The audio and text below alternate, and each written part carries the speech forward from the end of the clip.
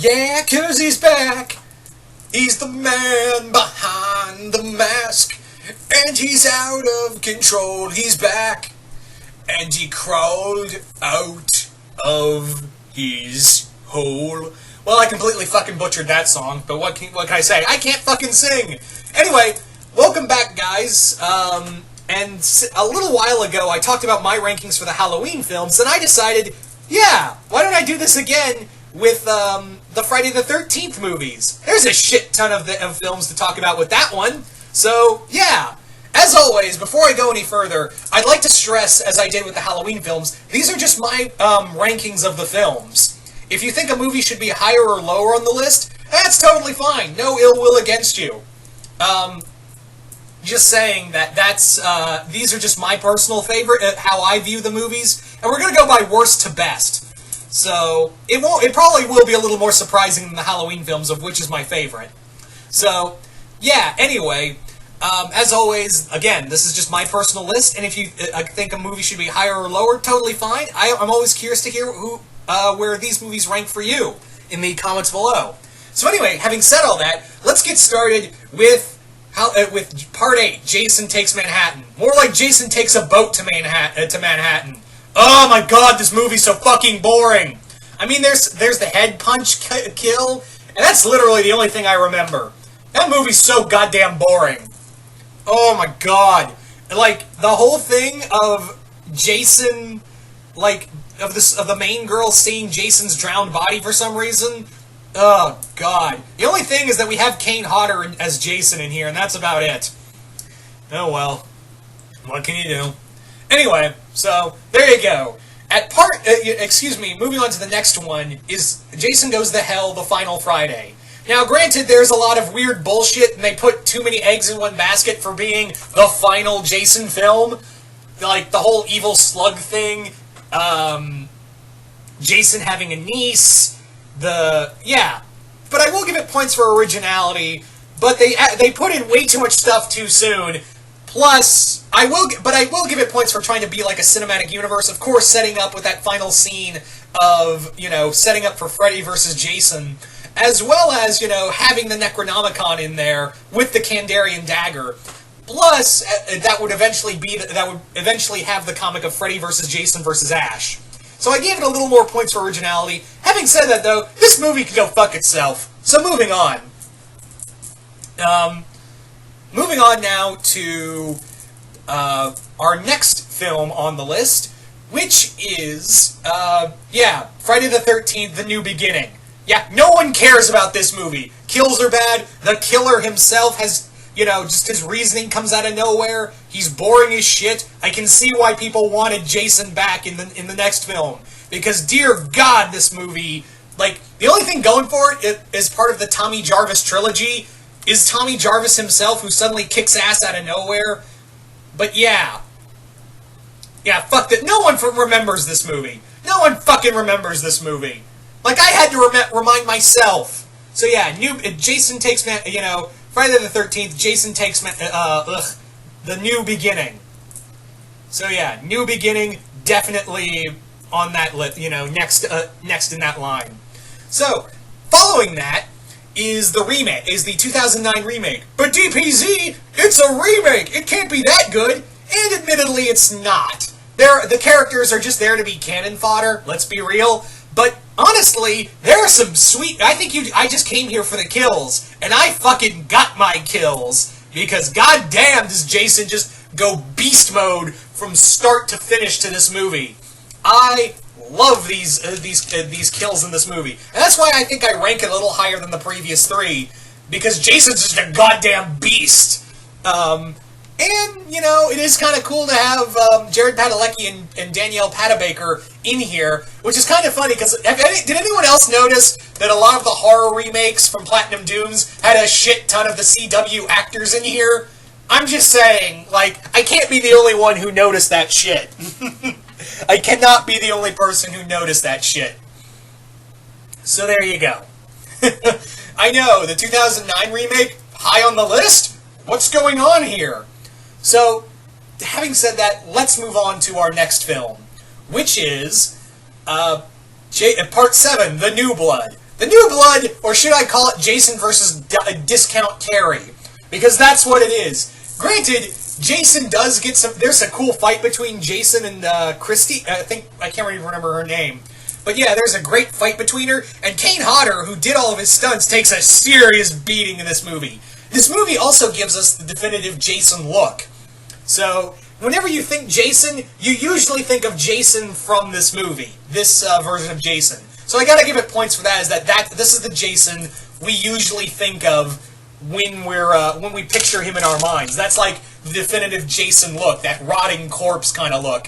Although it does lose points for Zombie Dad Ex Machina that comes out of nowhere, as well as, again, but at this point you should expect that none of the characters are interesting, aside from Discount Carrie. By the way, fun fact, this was originally meant to be Freddy vs. Jason, but I guess no one wanted to play ball at the time, and we got something a little different. Don't worry, that movie's on here. So there you go. The New Blood is at that rank. So moving on up further is the original Friday the 13th. What? Friday the 13th, the original film, is not higher on the list? What's going on, DPZ? While I do like the movie, and it's a horror film classic, to quote Bart Simpson, the best from Treehouse of Horrors, it's pretty tame by our standards. There is the arrow to the throat to make us to poor Kevin Bacon sandwich. But, yeah, the movie's kind of predictable and pretty tame by today's standards. And I'm not mad about this. Oh, it doesn't have Jason, that's why it's not on the list. No, it kind of just sets the requisite for the rest of the film franchise, or at least most of it, in my opinion. But yeah, I still think it's a good film, guys. Don't get me wrong. It's still a really good film. Anyway, so moving on now to part 3. What? But DPZ, this is the film that Jason gets his, the hockey mask and machete. I'm aware of that, but also, man, did this movie play too much on the 3D aspect. I know they were like orgasming in the editing room, and like, oh my god, we can finally use 3D. Ugh! Yeah, but they go overboard. Although they do use it for one pretty sweet kill. A lot of the actually 2 kills, excuse me. Arrow to the eye and the eye pop out. I don't care how fake it is, but it's really fun. It's a really fun fucking kill. Having said that, a lot of it's kind of boring. A lot of this film is pretty boring, but at least it does give us Jason's definitive look.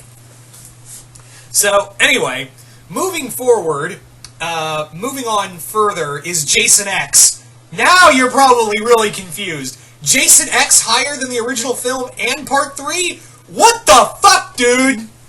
Hear me out.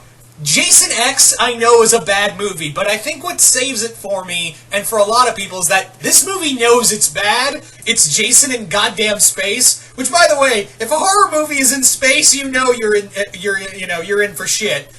But yeah, this movie does have fun with it. It does have fun, and it's very self-aware of what's going on. It's low budget for sure, but it works with its low budget. Need I remind everyone with the nitrogen to the head kill?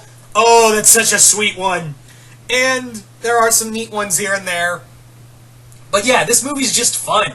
It's really stupid fun. And it's Jason out, killing teens in space instead of at Crystal Lake. There's only so many times you can do that and make it relevant.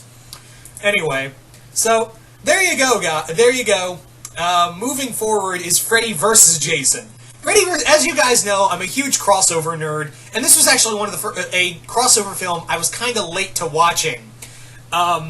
It's a fun film. But admittedly, a lot of the characters are really superficial and bad. But if you came for Freddy vs. Jason, you got your fucking wish. Because the fight between Freddy and Jason is probably one of the best crossover fights I've seen in film. Like, yeah, we have King Kong vs. Godzilla, Alien vs. Predator, but god damn is the fight between Freddy and Jason, especially at the end, is really good.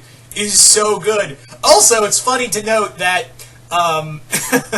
it's really funny to note that we had Jason Ritter, who voices Dipper Pines, as the main, one of the main characters. So in a weird way, it was Freddy vs. Jason vs. Dipper, and I'm not letting that go, because that's too funny to not give up. Anyway, so yeah, Freddy vs. Jason. So, furthering that is Friday the 13th Part 2. Why I kind of like this a little more is because you had Tom Savini on his A game, and I know he was part of the other films, but this was some grade A gore. There are some of my favorite kills in here, like the hammer to the back of the head, the machete to the face with the guy in the wheelchair, and him just rolling down the hill. There's some neat stuff in here. And again, it gave us Jason, and I kind of like the bag over the head look, I gotta be honest. But yeah, there you go. There's, there's part 2. So, following that is Friday the 13th, part 6. And that's Jason Lives. Again, another movie that had some comedy elements, but at least it knew what it was trying to do, and it got away with some neat kills, despite the movie censoring it. It actually got away with some sweet kills while being heavily edited. But there's some interesting humor here and there, but it kind of works in that sense, and it also gives us the unkillable Jason we all know and fear for moving on. So there you go. So, finally, at the list, you guys probably know it by now, is Friday the 13th, the final chapter. I know, Jason's quote-unquote final film is my favorite movie. There is some great kills and introduces Tommy Jarvis. Tom Savini's gore makeup is on point in this film. There's just nothing. It does feature, the kids who die constantly, but at least it gives us a great kill, a great amount of cannon fodder for Jason to go through. So you gotta give it to that, gotta give it to them for that. And yeah, how Jason goes out is bloody, gruesome, and wouldn't have it any other way. So, there you go, guys. That's my rankings of the Friday the 13th films. Like I said, I know a lot of it's surprising, probably even more surprising than the other, than my previous rankings of the list. But like I said, I'm not saying this is the definitive list. All I'm saying is these are my personal favorites, and I'm always excited to hear yours. So let me know in the comments below. How do you rank the Friday the 13th films? Comment below, let me know, and once again, hope you all enjoyed this, and I will see you guys later.